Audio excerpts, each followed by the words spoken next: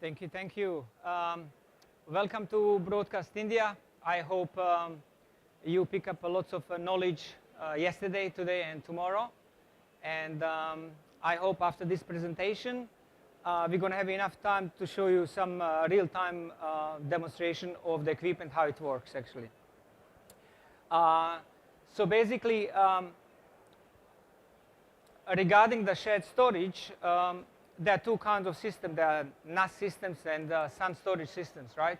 So you have to pay attention as either editor or CTO or person in charge of facility to make sure that storage works properly, because storage is like a heartbeat of your company, okay? So when I say that, I mean storage is the most important component of whole your company. Why? If you have an ingest servers or some editing systems, or if you have playout systems and so on, and let's say another 20, 30, 40 people doing some graphics and so on, if your storage goes down, everyone goes down. Everyone put their hands like this, and they said, oh, what? So that's why storage is very, very important. When choosing the storage, regarding the shared storage, there are two kinds of storages, as I mentioned. There are SAN storage and there are NAS storage. 95% of the people use a NAS storage. Why? They're simple to use. You set up the IP address, you connect it to the storage, put a username and password, and off you go. SAN storage, a little bit more complicated, and as I said, only 5% use them. But apart of that, they're a little bit more complicated. They usually have their own file system. They connect either with the fiber channel or they connect with the iSCSI and so on. So visually, you can see that on a screen, I have like two icons. You have this is on a Mac, obviously. You have an orange icon. This is direct attached storage, SAN. And you have a network drive, which is gray icon. On a Windows appear in your network panel, or next to the C drive if we are talking about the SAN shared storage. The problem with the NAS storage, when you connect client PC, Mac or Linux, okay, to the NAS storage, your PC non-stop scanning for the network drives. It means it's using extra resources of your computer, which you could use it for actually editing or something like that, versus direct attached storage. Direct attached storage, like your pen drive, like your Thunderbolt drive. Once you plug it, it works. So you have a much less overhead. You know, network drives, they have that kind of chatty nature that always communicated with the server and is saying to you, hey, are you there, in order to connect and share the data. So basically, when you use more computers on your network attached storage, on a NAS storage, the system by itself go down, okay? With the SAN storage, it's not possible. So now that we know approximately that SAN storage, it's a better thing to have it, I'm going to show you how it works actually here. On a NAS storage, normally you have overheads when you send every single packet of information. On our file system, on a SAN storage, you have an overhead only at the beginning of the sending of the data. And that makes system much, much faster and much more solid, you know. So now, when we know that SAN storage are better, let's compare traditional SAN systems versus DDP SAN storage. So basically, with traditional SAN systems, you have two networks. You have a fiber channel network, you have an Ethernet network. So it looks very complicated. You use a fiber channel cards. Obviously, nowadays, you can buy those adapters to change from USB-C example to fiber channel. But this is traditional SAN network storage. On a DDP, we have a basically very similar setup like on a traditional SAN system. So you have a clients, can be Mac, PC, Windows. You can connect a laptop because you just have to plug the Ethernet. We use iSCSI as a protocol, but we use our own file system to share the data across multiple platforms, okay? So this is the DDP network. So basically, related to the storage, DDP or dynamic drive pool is very unique Ethernet-based system. I don't think there's any company here on this show, at least I didn't see it, who use iSCSI and file system. File system is made by Aris Technology, our company, and basically you don't have to pay any licenses. It's forever yours. Okay, some companies, some storage companies, like a Quantum, I can mention, they charge you per capacity every year. Okay, so it means you buy 100 terabyte capacity of the Quantum storage. Next year you're going to pay for the space. If you don't pay, you lost your 100 terabytes. That's how it goes. Before they used to charge per license, but doesn't matter about the competition and so on. So basically, DDP it's a unique Ethernet-based SAN. It's very, very fast. It can use SSDs. We can mix it SSDs and HDDs and so on. We can use also NVMe. It has a project file and level sharing, which means if you're using, example, Adobe Premiere on a Mac or PC, if someone open a project on a Premiere and open same project on a Mac, the one who opened it first is a master of that project. You don't have to set up the user or you don't have to set up the project. And if other user open the same project, he will not be able to override that file unless he want to purposely, because he's going to get a dialog box and it's going to say, would you like to save as, would you like to cancel, and so on. So project sharing is built in. DDP is very simple to use and maintain, and I'm going to show you later how it goes, but most important, especially for this market that is inexpensive for the end user, okay? So that make shared storage. Related to the graphical interface, it looks like this. I'm going to show you a real video of the file, how it looks, but basically on the left panel are your network connections, okay, and we can monitor how much data is transferred. In the middle is like a sort of control panel where all our buttons are here, and on the right side it's something we call workload manager, where we can see certain directories or folder volumes, as we call them, with the permissions, either read, write, delete, and so on and so on. In order to connect the storage, from the left, which are your computers, you have to drag the line, and off you go. You mounted the volume, okay? So you have multiple computers. In this case, we have 2 onlines, which they have orange icons, okay? And those 4 icons, gray, it means either you did not install the software driver on it, or it means, example, machines are down, guy didn't come to office, so he has to be sacked or something like that, and so on. So because DDP is a SAN shared storage, we utilize the maximum performance of the cable of the Ethernet, okay? So we know that speed of the single cable is around 110 megabytes per second, and that is exactly what you get from DDP, you know? Because it's SAN, it guarantees the performance of something. So basically, most of the people here in India, broadcasters especially, they're using like a XDCAM HD. So I had like a few occasions the people say to me, oh, we're going to buy this Mac Studio with a 10 gig in order to play XDCAM. So I said to them, so what do? You do multicam or something? They said, no, we use like a 7-8 streams of the XDCAM 50. And I said, on a 1 gig line, you can utilize and you can play like up to 15 streams of XDCAM 50, you know? But speed without control, it doesn't mean much, okay? Basically, especially in a large organizations, okay?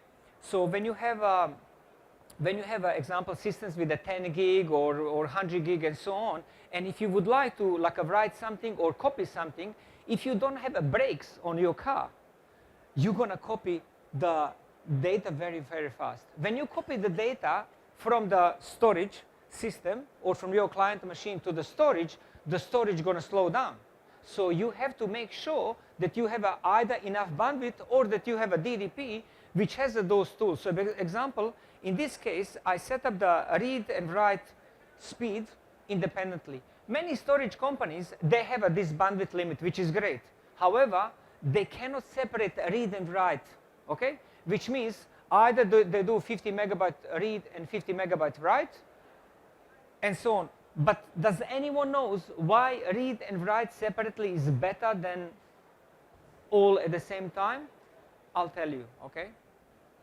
if we know that limit of the speed of the 1 gigabit line, it's 110 megabyte per second, I can give a priority to my reading, to my editing, to let's say 5 streams of XDCAM. So I can say, okay, XDCAM is 6.5 megabyte per second, which is 50 megabits. Yes, so 5 streams multiplied by 6.5, okay, it's 35 megabytes. I can give them 40 megabytes on a read for my editor, but to the same editor on the same computer, I give him 60 megabytes to copy to DDP. What would happen if I don't do that? Does anyone knows?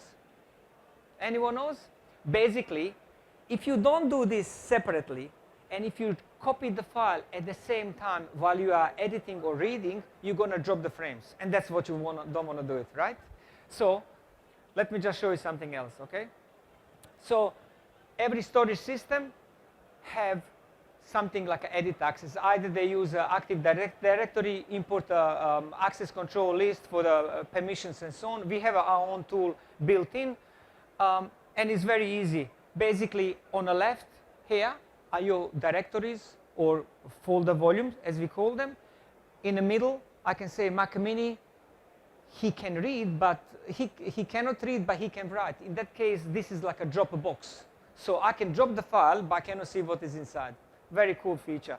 And it's very easy to see other users which are connected and so on. Okay? So on a Mac, it looks something similar to this. So basically, this is the directory where I set it up that in just nobody has access, or this particular user. Over there is, example, Dropbox. Over there, here, he's got the full permissions and so on. In a real workflow for in the post-production houses and or TV, normally, ingest people, they're going to have like a one directory, one folder volume, and they're going to record there. And we're going to give permissions read, write, and delete. But the same volume, we can give it to editors as a read only, so that they cannot delete any data, okay? And that is very important. They're gonna get, of course, another volume where they can actually save the project and so on, okay? So let me just show you another slide. Another one of the features is like a folder volumes and instant quota, okay?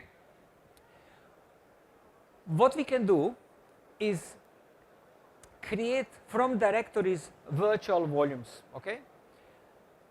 If you have multiple volumes, multiple file system on a storage systems, and if you try to move the data across, what's going to happen? You're going to copy the file, you have a duplication of the file, and also it takes time to copy that file. With DDP, we fix this problem by inventing virtual folder volumes. So administrator can move the files from the one volume to another one without any copying and so on. No company can do that, all right? So let me go to next one. So also what we have, it's instant quota, okay? And what that means is while you are ingesting or editing, we can change capacity not only of your volume, but we can change the capacity of your directory, all right? So if you don't have a space, you call your admin guy gonna instantly increase the volume dynamically and so on, okay? Another feature of DDP is the project sharing. So basically here we see the EDUs. We can do the same with the Avid, Media Composer, Final Cut, Resolve, and so on.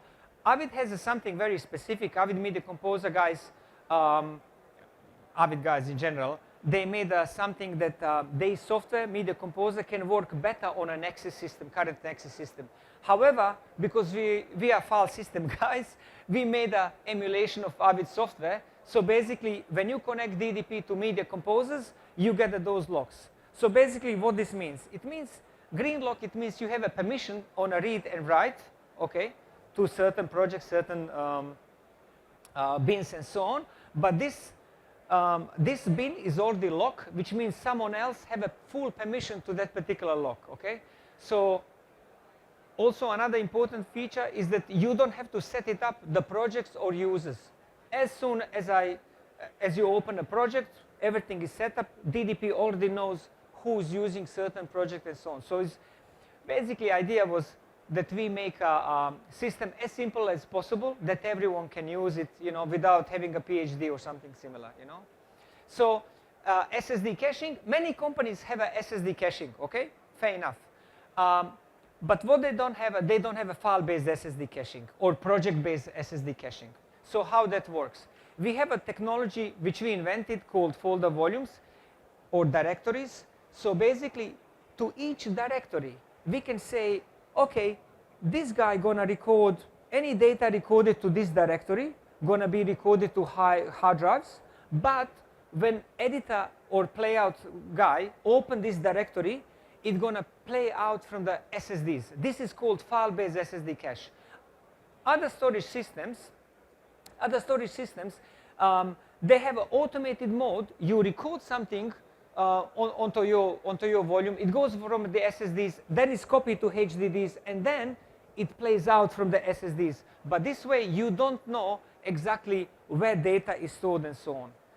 Also, what we have, this is what I was mentioning a little bit earlier. We have a data location, so we can say to this this directory, we can store the data on hard drives, and when we play to do it on SSDs. I'm rushing a little bit with the slides so I can show you in a real examples how it works. We have a systems, most popular systems are actually those for the small post-production houses. They have like a 12, 16, 24 drives. The last one, DF, it has a high performance CPU, so that one can do up to 6 gigabytes. You can mix SSDs and HDDs, which is very unique features to us. Okay, how fast we are? Well, basically, we have a system, 10EF, which is based with NVMEs. You can use like a regular storage. This system, per client machine, can do up to 11 gigabytes per second. This is actually recorded with the old HP computer Z840, okay, which is 7-year-old. And purposely, I put that image for you to show that you don't have to buy the latest computer in order to use to maximize the speed and so on. The performance on this NVMe is around 4.2 gigabytes per second. Sorry, 42 gigabytes per second, which is actually 5.5 times faster than the company with the orange bezel, which has a 24 drives. With this kind of speed, we get it with 10 drives, while other company has to do 24 drives. And what you can get it from this is that it's not about hardware you're using. You have to remember this. It's not about the hardware. It's about technology which use this hardware, okay? So other company puts 24 drives, and they get a speed 5.5 times slower than us. And it's a very big company.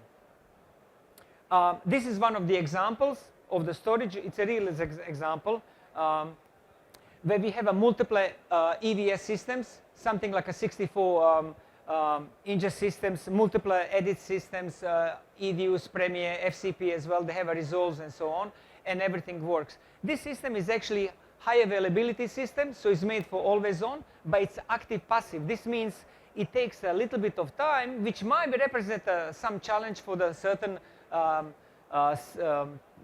operators, but for that reason we invented new system, which I'm going to show you in a second. Okay, so basically related to the node-based storage competition from the NAS systems, normally what they have a backup controller and a metadata controller, and they have a free node system or even two. Okay, so every single node, it has their own RAID card, their own CPU, their own storage. All right, and what happened if I want to now add a new storage? Okay, what will happen now?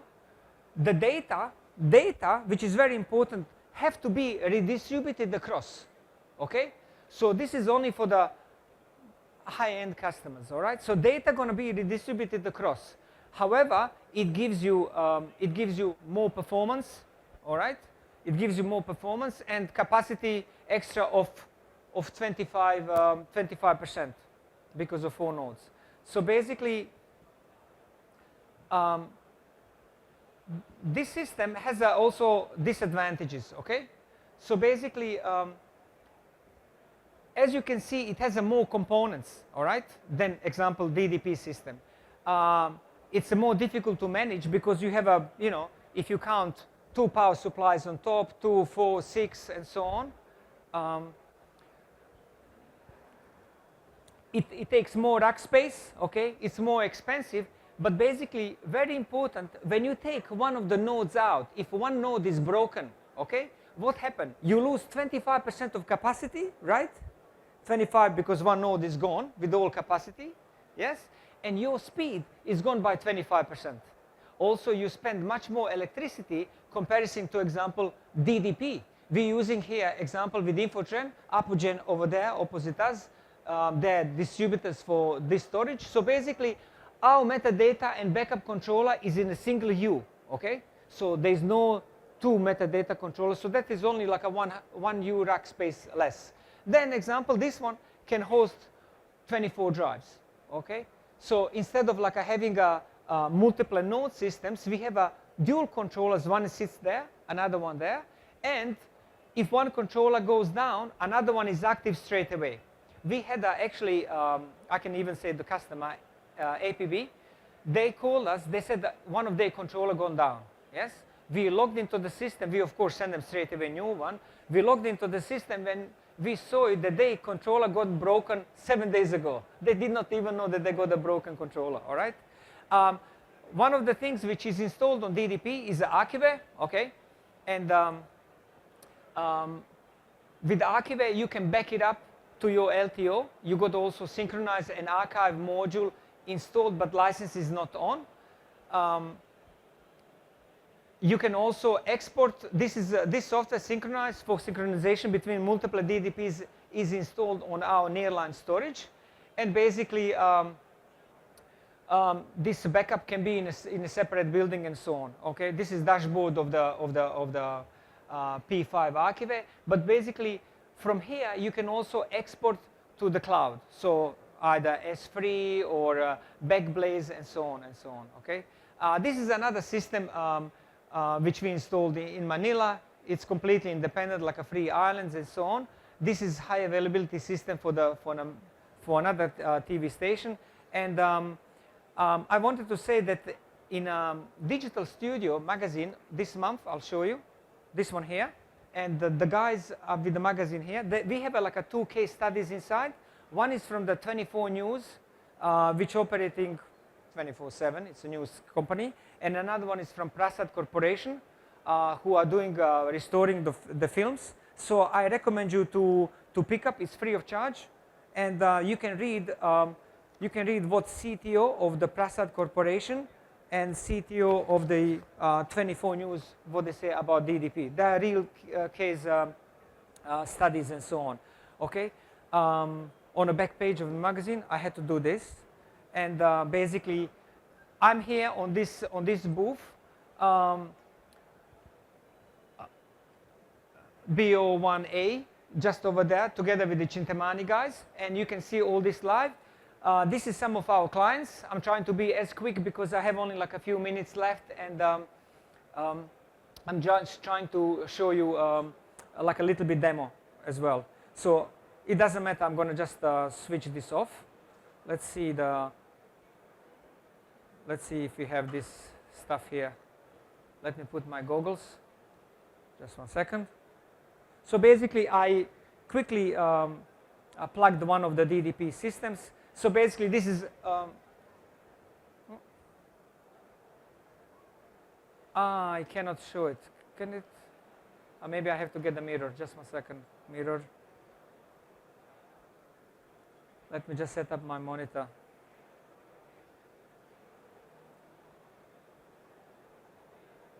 Displays, arrange,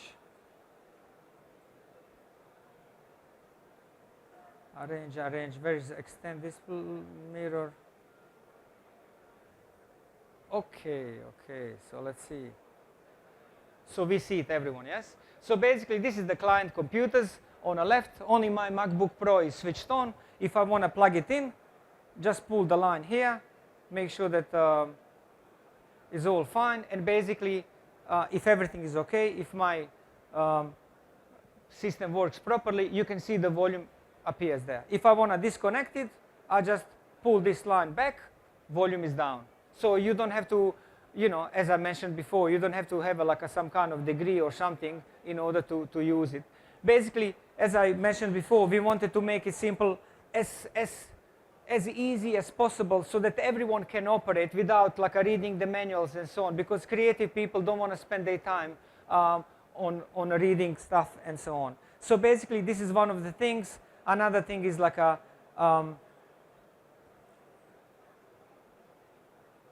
just one second, kick me out. Another thing is like to create permissions. So basically I can add a new user. I can say, okay, Elvin here. So to the volume, I can say, okay, he's got all permissions for everything. If I want to give him like a Dropbox, I just set up to N. If I want him to, example, have a read only, that's a read only, no access. He doesn't have access to that particular drive, and so on. What else? Then we have a folder volume. So basically, you remember when I was mentioning that we can create a virtual volumes, okay? So we can, from the one master volume, which we call the DDP volume, we can create a multiple folders, but those folders are same one file system, okay? So when you create volumes on another storage, you create a different file system. That means when you move the data across, you are copying, it takes time and so on and so on. But with DDP, you move this stuff instantly. Then also we have an example. Let me just plug it in one of the drives. There are many ways to connect it. We can use Active Directory and so on. We can use table view and so on. We can use a profile. But let's say if I measure the speed with the one gig line here, if I go to target the volume, just one sec, click open. If I do the speed test, you're going to see I'm using almost like a whole cable speed and so on, okay? So this is what it does. It gives you guaranteed performance. Even I'm running on a laptop without any power supply and so on, you know. That's it. We can do bandwidth limit. So here on my computer, which is called MacBook Pro, I could just like go here, read the speed, change that to example 40, 50. This one I can do like an example to like a 90 megabytes per second. Click apply. Bandwidth is there set up for you. Quota, I mentioned about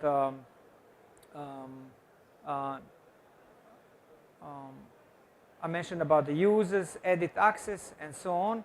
Here you can set up your own IP addresses, and that's it basically. You know, so another way to connect it is like a table view or profile. So, example, if I have a profile, let's say I make a few connections here in advance. Okay, so I can do like this. I can go to table view. I can also go to add connection. I can multiply some like this. I can make many connections. You can see many systems, they have a blue lines. That means system is waiting to connect, but it cannot connect because systems are not online. I have only one machine. I can save this profile, okay? Example as a BI 2025, okay? Click apply, and I got it here now. Now what I could do, I can go to, as administrator, restore all connections. You can see everything is gone. Or if I want to go quickly to connect all those computers which I had it, just go to BI, go to restore, profile is loaded, and you can see all connections are there, okay? So again, thank you very much for coming. We have a booth over there. Any questions, ask me, and we will be more than happy to help you. Chintamani and DDP, thank you so much. Thank you.